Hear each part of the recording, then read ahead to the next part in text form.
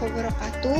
Kami dari kelompok 5 yang beranggotakan saya Caheningrum, Zulfa Fuani dan Iwan Parlagutan Harhab akan menayangkan video kami mengenai problem solving. Baiklah, saya sebagai pemateri pertama akan menayangkan video tentang dua sub, yaitu pengertian problem solving dan juga tujuan dari problem solving. Yang pertama, pengertian dari problem solving. Secara bahasa, problem solving berasal dari dua kata, yaitu problem dan solves. Makna bahasa dari problem yaitu a thing that is difficult to deal with or understand, atau suatu hal yang sulit untuk melakukannya atau memahaminya. Jadi dapat diartikan sebagai mencari jawaban dari sesuatu. Lalu pemecahan masalah didefinisikan sebagai kombinasi dari gagasan yang cemerlang untuk membentuk kombinasi gagasan yang baru. Ia mementingkan penalaran sebagai dasar untuk mengkombinasikan gagasan dan mengarahkan kepada penyelesaian masalah. Lalu yang kedua, tujuan dari problem solving. Tujuan utama dari penggunaan metode pemecahan masalah atau problem solving yaitu yang pertama, mengembangkan dari kemampuan berpikir, terutama di dalam mencari sebab akibat dan tujuan dari suatu masalah.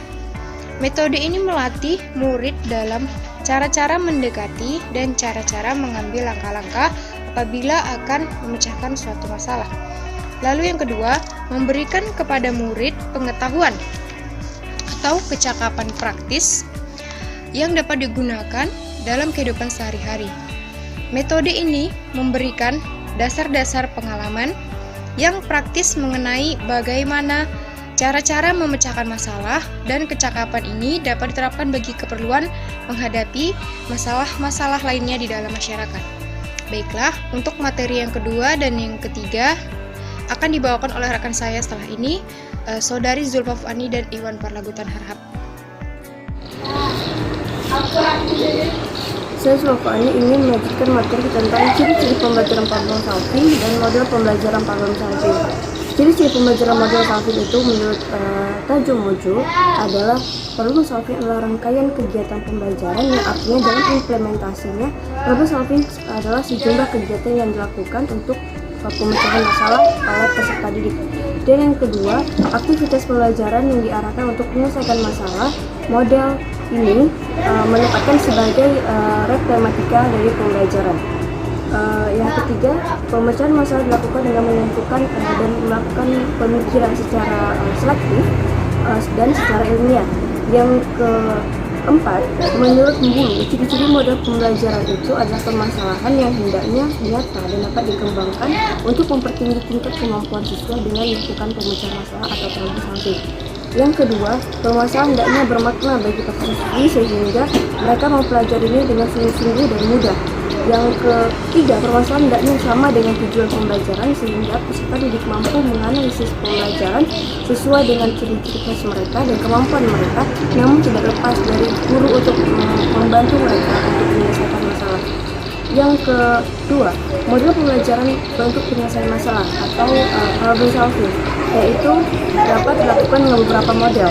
Yang pertama, penyelesaian masalah atau problem solving menurut Jewelry, yaitu penyelesaian masalah menurut model ini dilakukan dengan menggunakan 6 tahap. Yang pertama, kemampuan yang dilakukan itu merumuskan masalah, menelaah masalah, menggunakan hipotesis, kemudian mengumpulkan dan mengelompokkan ciri permasalahan sebagai pembuktian dari hipotesis yang dilakukannya. Kemudian pembuktian hipotesis, kemudian menentukan pilihan penelitian yang akan diteliti. Dan yang kedua, penyelesaian masalah atau menurut problem solving Lawrence Essay, yaitu ada 3 tahap.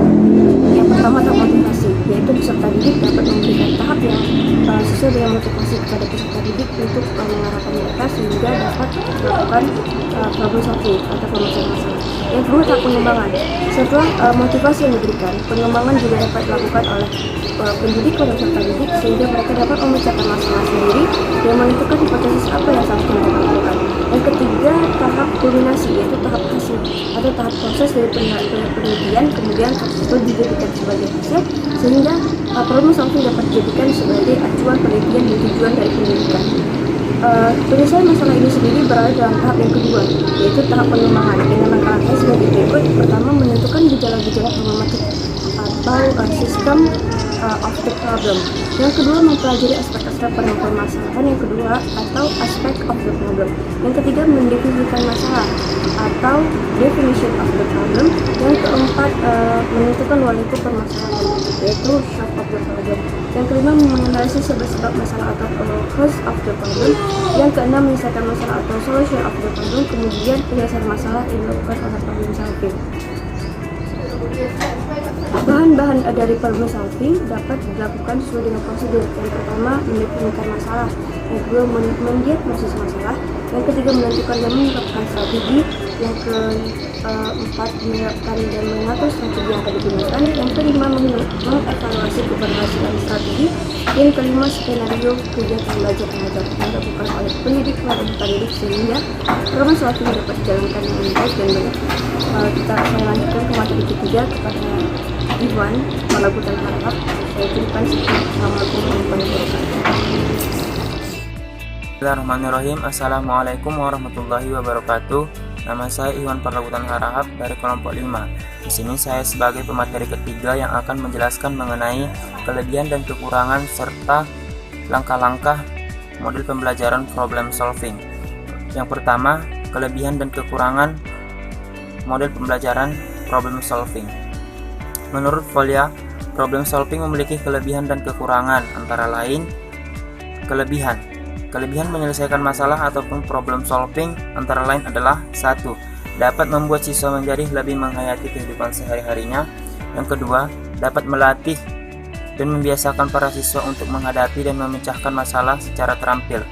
Yang ketiga, dapat membangun kemampuan berpikir siswa secara kreatif. Yang keempat, siswa sudah mulai dilatih untuk memecahkan masalahnya. Adapun kekurangan dari problem solving adalah 1. Memerlukan cukup banyak waktu. 2. Melibatkan lebih banyak orang. Yang ketiga, dapat mengubah kebiasaan siswa belajar dengan mendengarkan dan menerima informasi dari guru. Yang keempat, dapat diterapkan secara langsung, yaitu untuk memecahkan masalah.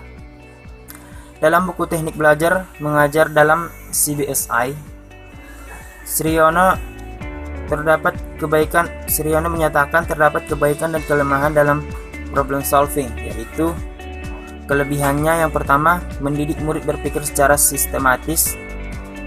Yang kedua, mampu mencari jalan keluar dari suatu kesulitan yang dihadapi. Yang ketiga, belajar menganalisis untuk masalah dari berbagai aspek. Yang ketiga, mendidik anak tidak mudah putus asa dalam menghadapi kesulitan. Yang kelima, mendidik anak percaya pada diri sendiri. Adapun kelemahannya adalah yang pertama, memerlukan waktu yang cukup banyak. Yang kedua, tidak bisa menggunakan kelas-kelas rendah. Yang ketiga, bisa menjadi pelajaran tertinggi sebab 1-2 masalah yang sulit dipecahkan akan memakan waktu yang tidak sedikit. Yang selanjutnya, langkah-langkah dari model pembelajaran problem solving.